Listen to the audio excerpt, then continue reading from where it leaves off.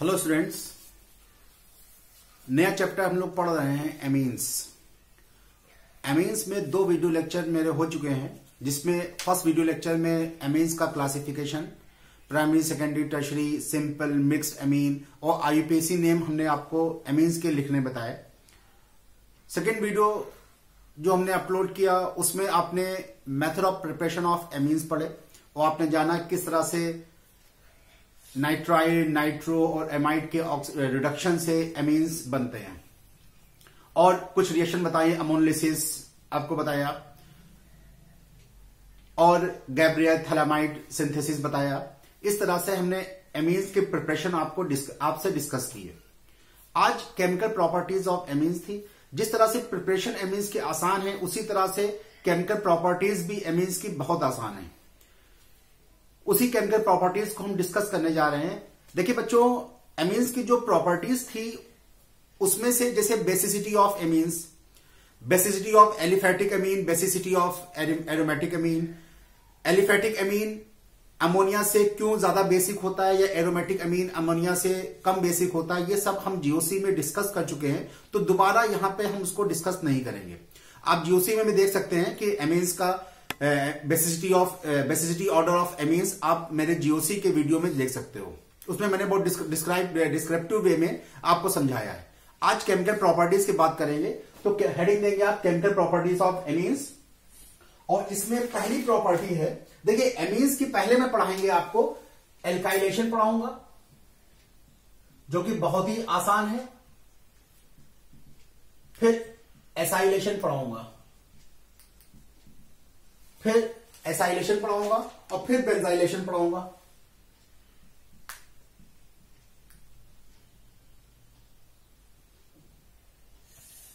Benzoylation,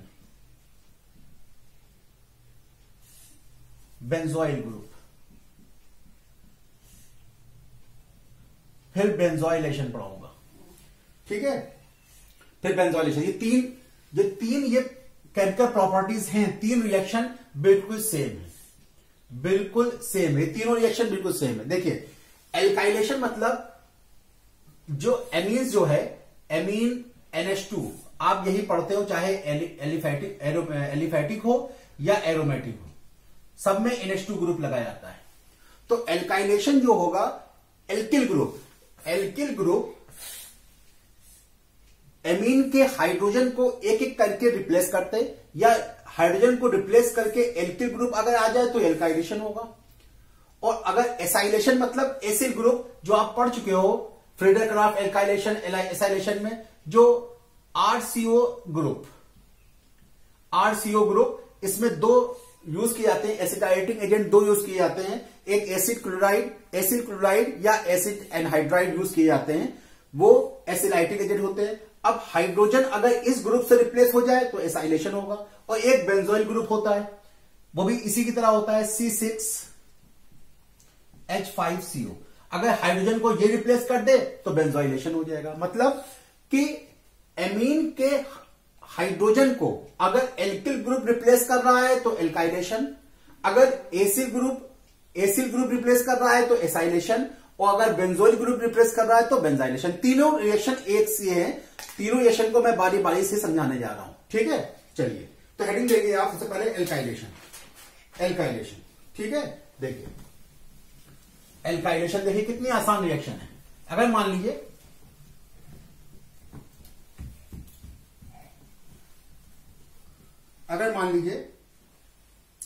हमने कोई amine लिया, CH3CH2 एथिल एमीन लिया हमने, ठीक है, एथिल एमीन लिया, और कोई एल्किल हैलाइड लिया, मान लीजिए आपने एथिल आयोडाइड ले लिया, ठीक है। और इसकी रिएक्शन कब आई? अब देखिए ये जो ग्रुप है ये एल्काइल ग्रुप है, ये इसके हाइड्रोजन को रिप्लेस करेगा, एक हाइड्रोजन को रिप्लेस करके अपनी जगह आ गया। अब देखिए ये ग्रुप और ये ग्रुप सेम है, तो क्या बन जाएगा? CH3CH2 का होल ट्वाइस, एक हाइड्रोजन रिप्लेस हो चुका है, NH और प्लस हाइड्रोजन आयोडाइड, HI बन जाएगा। ठीक है, आयोडाइड ले लिया, ब्रोमीन को भी ले लो। अब मान लीजिए फिर आपने डाला, फिर रिएक्शन कब आई, जब तक हाइड्रोजन है तब तक आपने रिएक्शन कब आई। अब क्या बन जाएगा, सेम ग्रुप 3 आ गए ना, N। ठीक है, बात समझ में आई ना। उसके बाद अगर फिर इसमें डाल दें,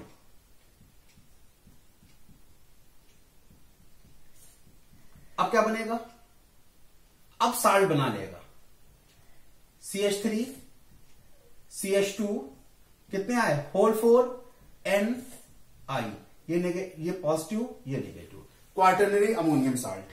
ठीक है, तो इसका नाम क्या हो जाएगा, इसमें कितने एथिल लगे हैं, नाम बताइए, इसका नाम क्या होगा इसका, ये क्या है, ये डाई एथिल अमीन होगा, 2 एथिल लगे हैं, डाई एथिल अमीन। ये क्या हो जाएगा, ये वाला ट्राई एथिल अमीन, और ये quaternary ammonium salt, ammonium salt, quaternary ammonium salt. ठीक है, या इसे यहां पे आयोडीन लगा हुआ तो इसे लिखेंगे क्वार्टरनरी अमोनियम ब्रोमाइड। अगर यहां पे बीआर लिखेंगे तो यहां पे बीआर आ जाएगा। ठीक है, तो इस तरह से एक एक हाइड्रोजन को रिप्लेस किया, जब हाइड्रोजन खत्म हो गए तो इसने साल्ट बना लिया, क्योंकि नाइट्रोजन के पास अभी लोन पेयर और भी हैं। ठीक है, तो इसने बना लिया क्वार्टरनरी अमोनियम साल्ट, ये हो गया एल्काइलेशन। देखिए कितना आसान है एल्काइलेशन। इसी तरह सिमिलरली अगर बेंजीन में करें, अगर एनिलीन हो गया, अब देखिए अगर हम इसी को बेंजीन में करें, एल्काइलेशन को बेंजीन रिंग मतलब एरोमेटिक में करें तो क्या होगा, एरोमेटिक में करें तो क्या होगा, मान लीजिए आपने एनिलीन लिया या बेंजामीन, एनिलीन लिया, बताइए क्या बनेगा। अगर आप लोगों को समझ में आ गया है तो आप लोग वीडियो को पॉज करें, अपने आप करके देखें। मेथिल आयोडाइड, इससे रिएक्शन हो रही है, इसको हीट किया, क्या होगा बताइए, क्या होगा, एक मेथिल ग्रुप एक हाइड्रोजन को रिप्लेस कर देगा, माइनस HI निकल गया, क्या बनेगा, क्या बनेगा बच्चों, NCH3 बनेगा, बोलिए। ठीक है, क्या नाम होगा इसका, N methyl aniline, N methyl aniline. ठीक है, NH है, अभी एक हाइड्रोजन रिप्लेस हुआ है। ठीक है, उसके बाद फिर आपने डाल दिया मान लीजिए CH3I और इसको हीट कर दिया, फिर HI निकल जाएगा, अब क्या बनेगा, N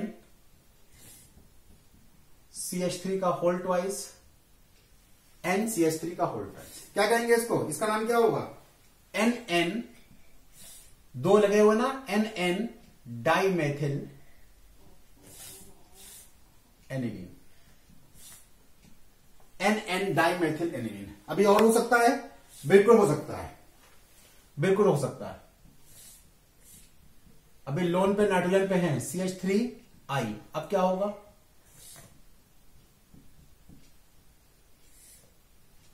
N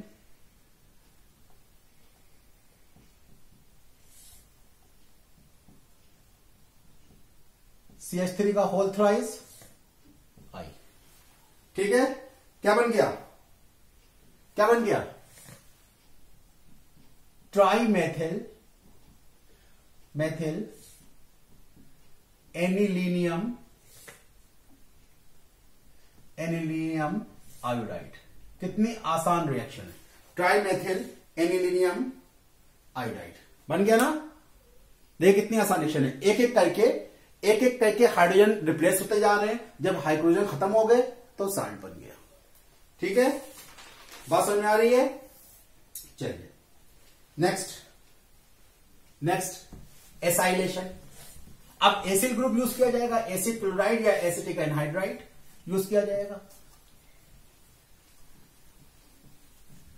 देखिए अगर मान लीजिए हमने ले लिया मेथिलएमीन, हेडिंग देंगे एसाइलेशन, एसाइलेशन। और एसिटाइलेटिंग एजेंट कौन से होते हैं?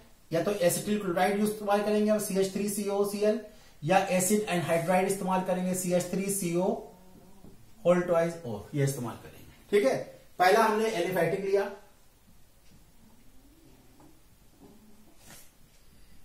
NH2, ठीक है, और फिर आपने ले लिया मान लीजिए एसिल क्लोराइड CH3COCl।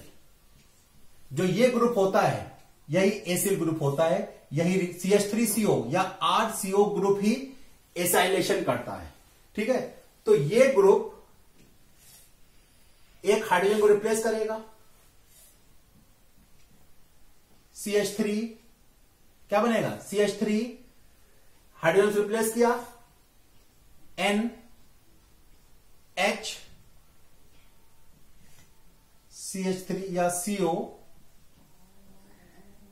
CH3 बन गया, बन गया। ठीक है, बात समझ में आ रही है? अब ये CO CH3 ग्रुप क्या है? ये CO ये RCO ग्रुप है, ये एमाइड ग्रुप होता है। अगर किसी के अटैच हो जाए तो ये कौन सा ग्रुप होता है? एमाइड।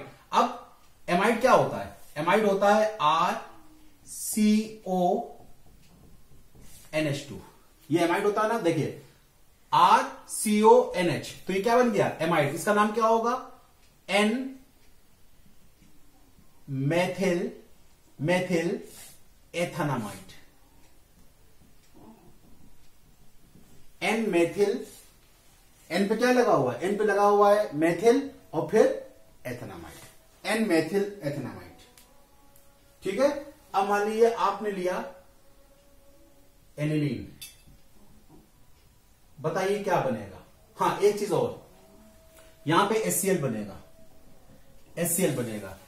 HCl जो है इस रिएक्शन को बैकवर्ड डायरेक्शन में लेफ्ट हैंड साइड पे ढकेलता है। HCl इसको लेफ्ट हैंड साइड पे ढकेलता है, तो इसके लिए इस रिएक्शन में एनिलीन से स्ट्रॉन्ग बेस यूज करते हैं, जो कि जो बने हुए HCl को बाहर निकाल देगा। यहां पे यूज करते हैं पायरिडीन, यहां पे यूज करते हैं पायरिडीन। ठीक है, अगर इसी रिएक्शन में हम रिएक्शन करवाएं इससे CH3CO,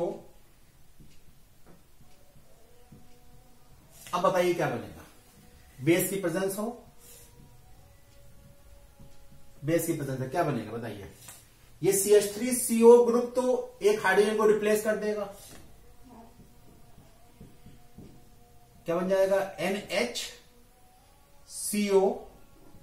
ये तो यहां जुड़ गया, CH3CO ग्रुप तो यहां जुड़ गया, इसका हाइड्रोजन और इसका ये ग्रुप, इसका ये ग्रुप क्या बना लेगा? CH3COOH, एसिटिक एसिड बना देगा। क्या बन गया? क्या बन गया? N पे फेनिल लगा हुआ है तो N फेनाइल एथेनामाइड, N फेनाइल एथेनामाइड, या इसको एसीटेनिलाइट कहते हैं।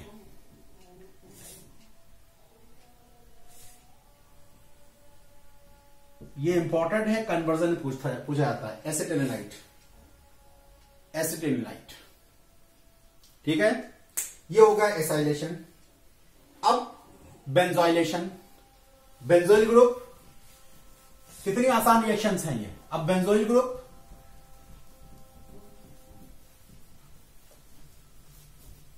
बेंजोइलेशन,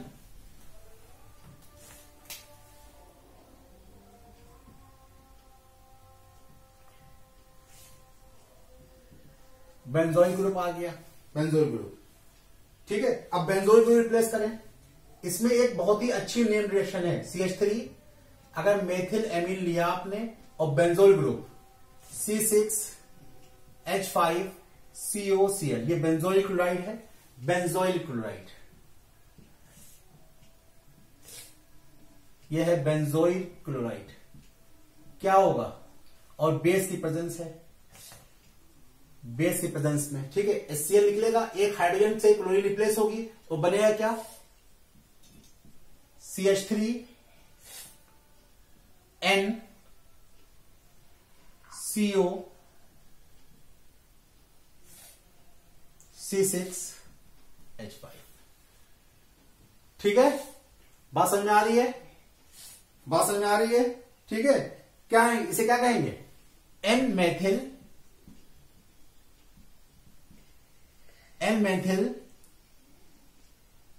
क्या नाम होगा इसका? Benzamide. N methyl benzamide plus HCl। N methyl benzamide plus HCl। देखिए, ठीक है, एक हाइड्रोजन को इसने रिप्लेस कर दिया। समझ बात आ रही है? ठीक है, और अगर स्ट्रक्चर की बात करें तो इसका स्ट्रक्चर इस तरह होगा। ये NH तो इससे लगा ही होगा, NH तो इससे लगा ही आएगा, NH CO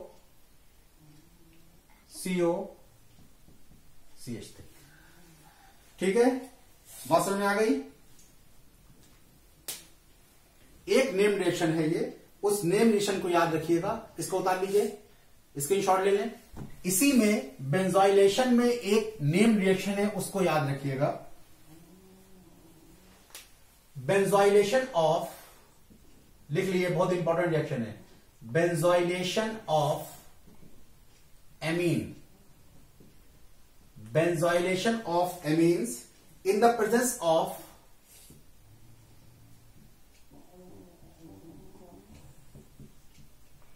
presence of NaOH is known as, benzoylation of amines in the presence of NaOH is known as Shorten-Baumann reaction. Shorten-Baumann reaction।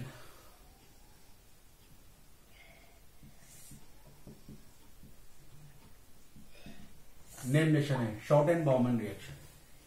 ठीक है, शॉर्टेन-बाउमन रिएक्शन। देखिए,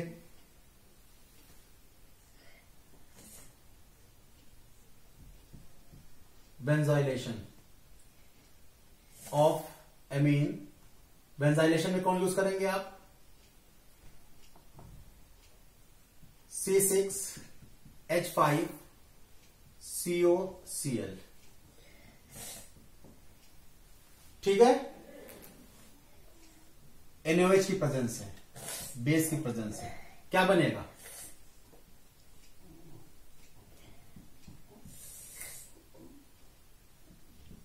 NHCOC6H5। ठीक है, प्लस HCl। ठीक है, क्या नाम होगा इसका? N पे फेनिल लगा हुआ है, N फेनिल, और ये क्या हुआ? Benzamide, N phenyl benzamide. और स्ट्रक्चर की बात करें तो दो फेनिल ग्रुप होंगे, दो फेनिल ग्रुप, एक पे NH लगा हुआ है और बीच में CO। ठीक है, N फेनिल बेंजामाइड। ये हो गया बेंजोइलेशन। समझ बात आ रही है? नेक्स्ट नेम रिएक्शन, जो कि बहुत ही एवरग्रीन इंपॉर्टेंट रिएक्शन है। एवरग्रीन इंपॉर्टेंट रिएक्शन, जो नेक्स्ट रिएक्शन है बहुत ही इंपॉर्टेंट है, जिसे कहते हैं carbyl amine reaction. Carbyl amine reaction, carbyl amine reaction. ठीक है, रिएक्शन क्या है? कोई भी primary amine, any primary amine, definition लिखवा रहा हूं, any primary amine, any primary amine, चाहे एलिफैटिक हो, चाहे एलिफैटिक हो या एरोमेटिक हो, या एरोमेटिक हो, when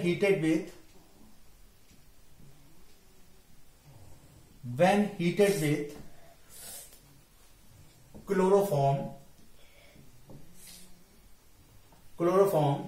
in the presence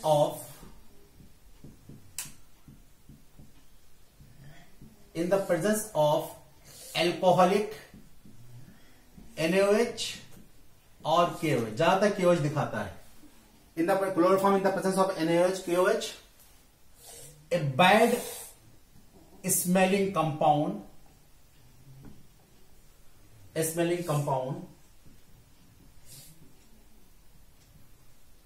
isocyanide और कार्बिल एमीन, इसे कार्बिल एमीन कहते हैं, इज फॉर्म्ड. ठीक है, इसको आइसोसाइनाइड केस भी कहते हैं. Is formed, known as carbyl amine reaction, known as carbyl amination. इसको आइसोसाइनाइड टेस्ट भी कहते हैं. आइसोसाइनाइड टेस्ट, इसको आइसोसाइनाइड टेस्ट भी कहते हैं. ठीक है, बात समझ में आ रही है. कोई भी प्राइमरी एमीन, मान लीजिए कोई भी ले लीजिए आपने, मेथिल या एथिल, कोई भी ले लीजिए, एलिफैटिक हो या एरोमेटिक ये प्राइमरी होनी चाहिए. जब क्लोरोफॉर्म और एल्कोहलिक KOH के साथ गर्म करते हैं, जब क्लोरोफॉर्म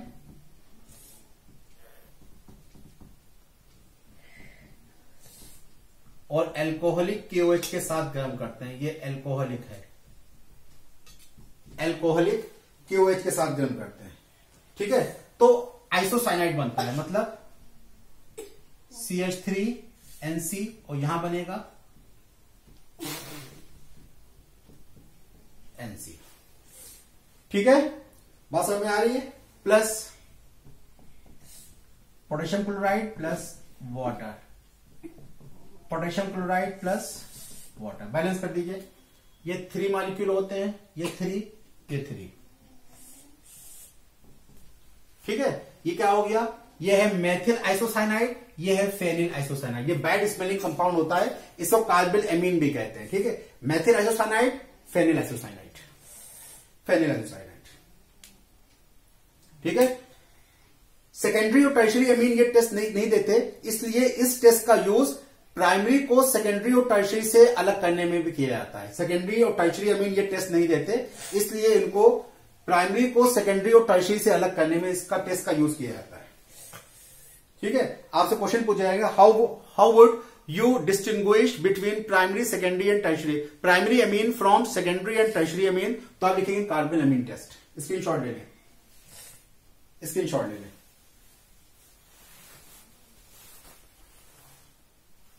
ठीक है, ले लिया, स्क्रीनशॉट ले लिया. अब जितने भी टेस्ट हैं सब बहुत ही इंपॉर्टेंट हैं. Reaction with nitrous acid, reaction with nitrous acid.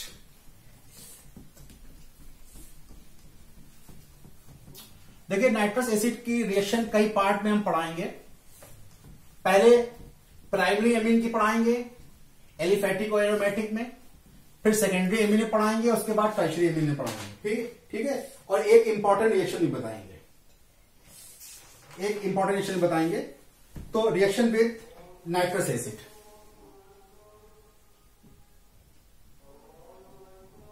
Reaction with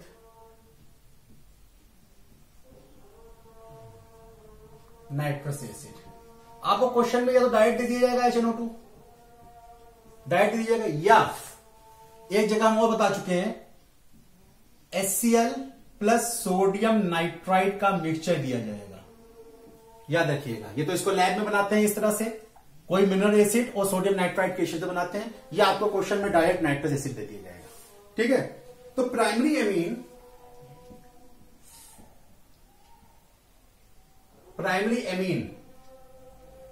अगर हम एलिफैटिक की बात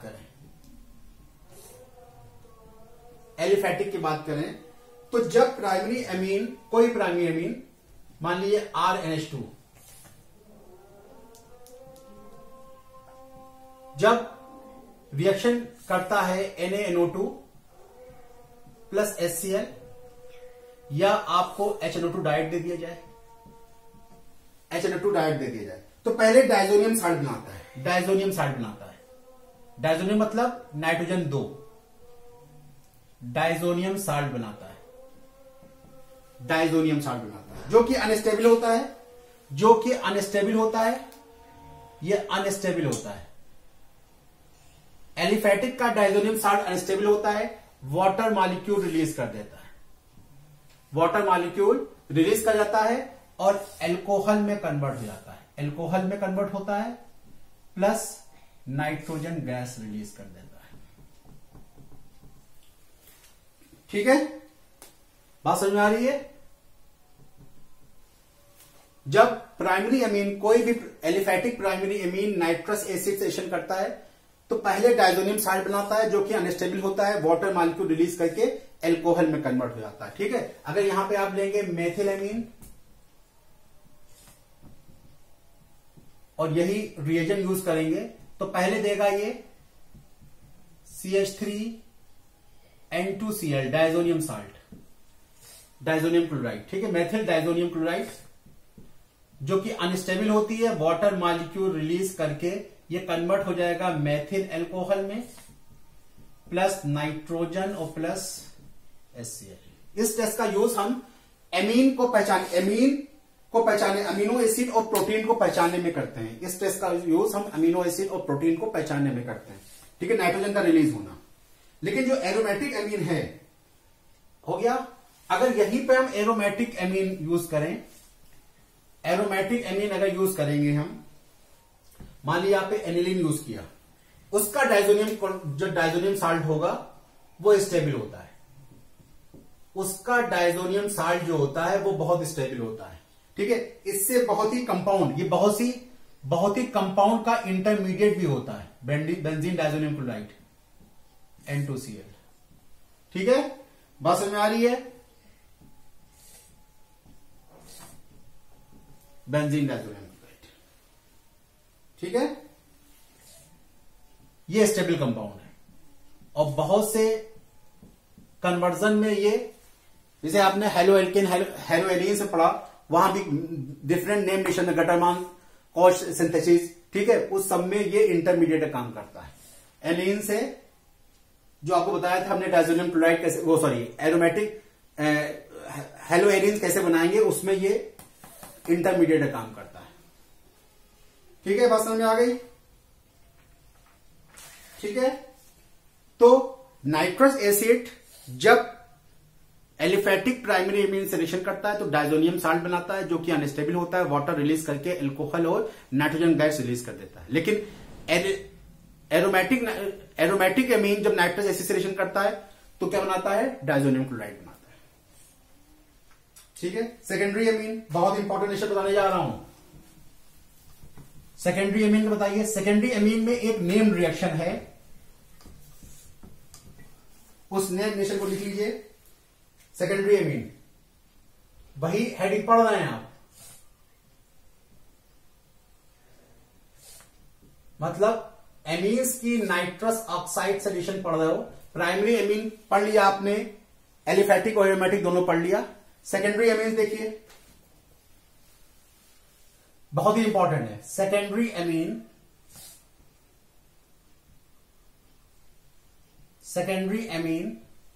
react with nitrous acid to give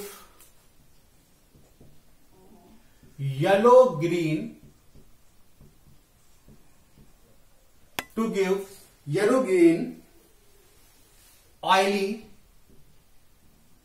compound, secondary amine react with nitrous acid to give yellow green oily compound known as N-nitroso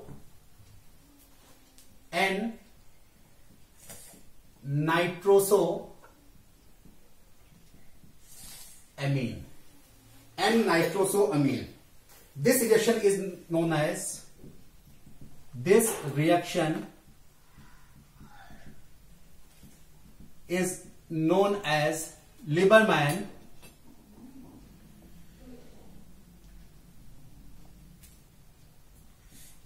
nitrosoamine reaction. Spelling check कर लीजिएगा, Lieberman's nitrosoamine reaction, nitrosoamine test या रिएक्शन, या Lieberman nitroso test भी कहते हैं इसको, Lieberman nitroso test भी कहते हैं। तो सेकेंडरी अमीन जब रिएक्ट करती है नाइट्रस एसिड के साथ, सेकेंडरी अमीन एरोमेटिक होनी चाहिए, ठीक है। तो ये रिएक्शन करती है जब प्राइमरी अमीन क्या था, प्राइमरी अमीन का जो एलिफेटिक था वो नाइट्रस एसिड रिएक्शन करके डायजोनियम साल्ट बनाता था, जो कि अनस्टेबल होता था, वाटर रिलीज कर देता था। लेकिन अगर एरोमेटिक प्राइमरी अमीन रिएक्शन करता था तो डायजोनियम साल्ट बनाता था, जो कि स्टेबल है और बहुत सी रिएक्शन में इंटरमीडिएट का काम करता है। सेकेंडरी अमीन जो है वो जब नाइट्रस एसिड से रिएक्शन करता है तो एक येलो ग्रीन कलर का एन नाइट्रोसो अमीन बनाता है। इस रिएक्शन को कहते हैं लीबरमैन्स नाइट्रोसो अमीन टेस्ट या नाइट्रोसो टेस्ट, ठीक है।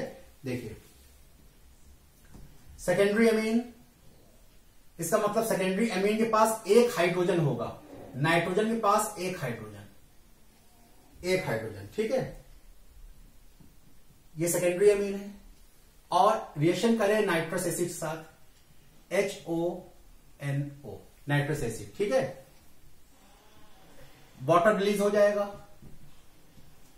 H2O, दो HOH, ठीक है।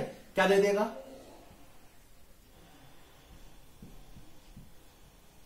NCH3N,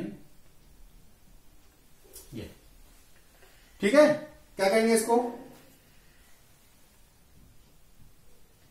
N मैथिल, N पे मैथिल लगा हुआ है, N पे ये ग्रुप जो है ये नाइट्रोसो ग्रुप है, ये नाइट्रोसो ग्रुप है, इसे कहते हैं nitroso group, N Maithil N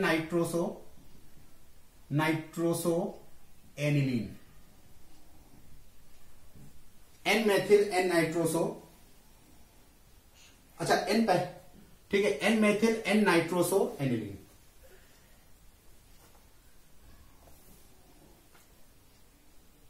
ठीक है। ये येलो ग्रीन कलर का होगा। और टर्शरी अमीन, स्क्रीनशॉट ले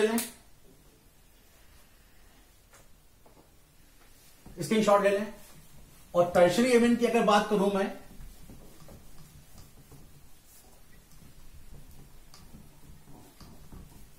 और अगर मैं टर्शरी अमीन की बात करूं,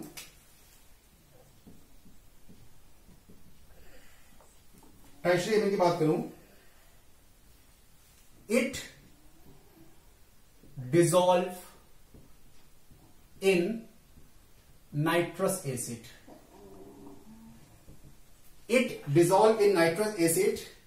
forming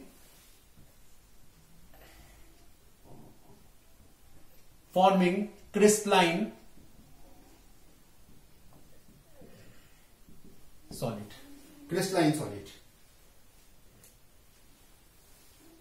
टर्शरी अमीन कोई नाइट्रोजन नहीं होगा, सॉरी कोई हाइड्रोजन नहीं होगा, HNO2 के साथ रिएक्शन कर रही है, क्या बन जाएगी, सबको कंबाइन करके लिख दीजिए, R3NHNO2, ठीक है। ये क्रिस्टलाइन सॉलिड बन गया, इसे कहेंगे ट्राई एल्किल अमोनियम नाइट्राइट,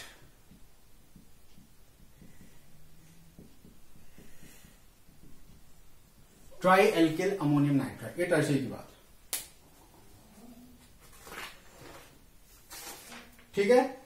एक रिएक्शन और बची हुई है,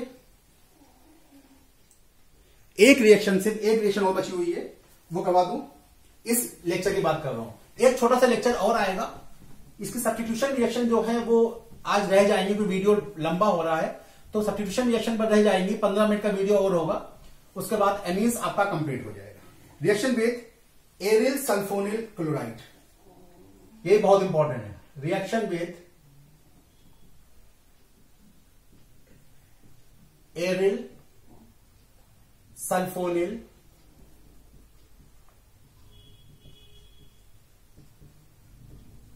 क्लोराइड। थोड़ा सा इसमें थ्योरी लिखवाता हूं, फिर रिएक्शन दिखवाता हूं उनको, ठीक है। Primary amine react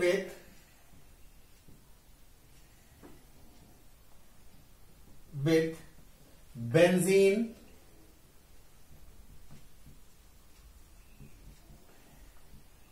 sulphonyl chloride. Benzene sulphonyl chloride, इसे कहते हैं हिंसबर्ग रिएजेंट। याद रखिएगा, हिंसबर्ग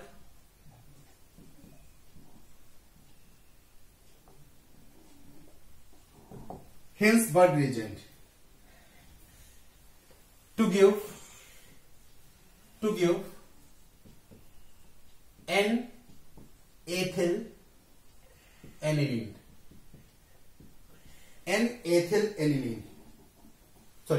N-ethyl benzene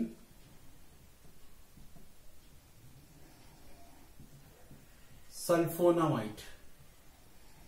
एक minute. Primary amine react with benzene sulphonic chloride. Benzene sulphonic chloride को हिंसबर्ग रिएजेंट कहते हैं टू गिव N-ethyl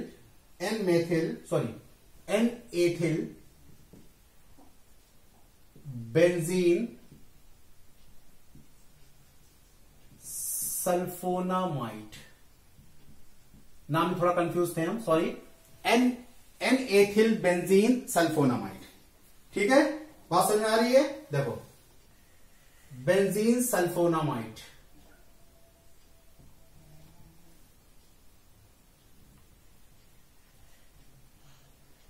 यह है बेंजीन सल्फोनिल क्लोराइड।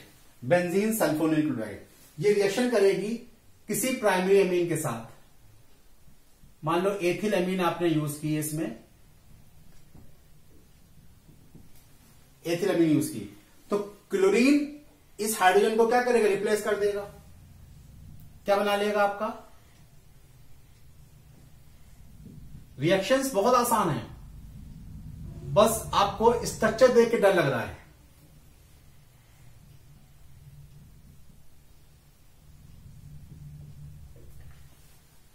ठीक है, क्या कहेंगे इसको? N-ethyl बेंजीन, N पे एथिल लगा हुआ ना, N-ethyl बेंजीन सल्फोनामाइड।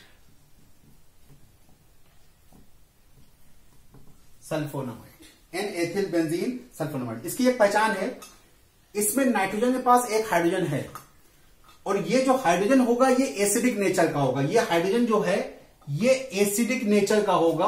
क्यों? क्योंकि इसके साथ इस नाइट्रोजन से electron withdrawing group sulphonyl SO2 जुड़ा हुआ है। सल्फोनिल ग्रुप जो जुड़ा हुआ है SO2 ग्रुप, ये इलेक्ट्रॉन विड्रॉइंग ग्रुप है। ये इलेक्ट्रॉन विड्रॉइंग ग्रुप है, तो क्या करेगा? नाइट्रोजन से इलेक्ट्रॉन खींचेगा। जब नाइट्रोजन से इलेक्ट्रॉन खींचेगा तो नाइट्रोजन कहां से इलेक्ट्रॉन खींचेगा? इस हाइड्रोजन से। तो जो ये, इसी वजह से ये एसिडिक हाइड्रोजन है। एसिडिक हाइड्रोजन, ये एसिडिक हाइड्रोजन है। जब ये बॉन्ड वीक हो जाएगा, अब देखिए ये ग्रुप इलेक्ट्रॉन विड्रॉइंग है, ये नाइट्रोजन से इस बॉन्ड से इलेक्ट्रॉन खींचेगा, तो नाइट्रोजन क्या हो जाएगा? इलेक्ट्रॉन डिफिशिएंट, वो हाइड्रोजन से खींचेगा, तो ये बॉन्ड वीक हो जाएगा, hydrogen as a acid release हो सकता है। तो ये हाइड्रोजन क्या है? एसिडिक हाइड्रोजन है। इसलिए ये कंपाउंड जो है सॉल्युबल होता है इन एल्कली। ये एल्कली में सॉल्युबल होता है। क्यों? क्योंकि इसके पास एसिडिक हाइड्रोजन है, तो ये एल्कली में क्या होगा? साल्ट बना लेगा। ठीक है, एसिडिक हाइड्रोजन की वजह से ये एल्कली में सॉल्युबल है। तो प्राइमरी एमीन से जो सल्फोनामाइड बना है वो सॉल्युबल है एल्कली में। वो सॉल्युबल है किसमें? एल्कली में। स्क्रीनशॉट ले लें। अभी हम सेकेंडरी एमीन की अगर बात करूंगा, अगर सेकेंडरी एमीन की बात करूंगा तो देखिए सेकेंडरी एमीन की बात करूंगा अगर, तो क्या होगा सेकेंडरी एमीन, तो हाइड्रोजन सिर्फ एक होंगे ना, तो यहां पे C2H5 ग्रुप एक और आ जाएगा, यहां पे क्या हो जाएगा C2H5 ग्रुप एक और आ जाएगा, और ये हाइड्रोजन उसमें नहीं होगा, हाइड्रोजन को रिप्लेस कर, एक ही हाइड्रोजन है और वो क्लोरीन को रिप्लेस कर, क्लोरीन इसको रिप्लेस कर देगी, क्या बन जाएगा C2H5। इसका नाम क्या होगा NN diethyl, NN diethyl benzene sulphonamide, NN diethyl benzene sulphonamide. ठीक है, ये सॉल्वेंट, क्योंकि इसके पास हाइड्रोजन है ही नहीं, इसके नाइट्रोजन के पास हाइड्रोजन है ही नहीं, इसलिए insoluble in alkali, insoluble in alkali. ठीक है, बात समझ में आई? हिंसबर्ग रिएजेंट समझ में आ गया। बेंजीन सल्फोनिल क्लोराइड क्या होता है? हिंसबर्ग रिएजेंट होता है, ये भी याद रखिएगा, कंपटीशन तैयारी करने वाले याद रखें। और अगर टर्शियरी एमीन की बात करूं, टर्शियरी एमीन की बात करूं तो do not react with Hinsberg reagent.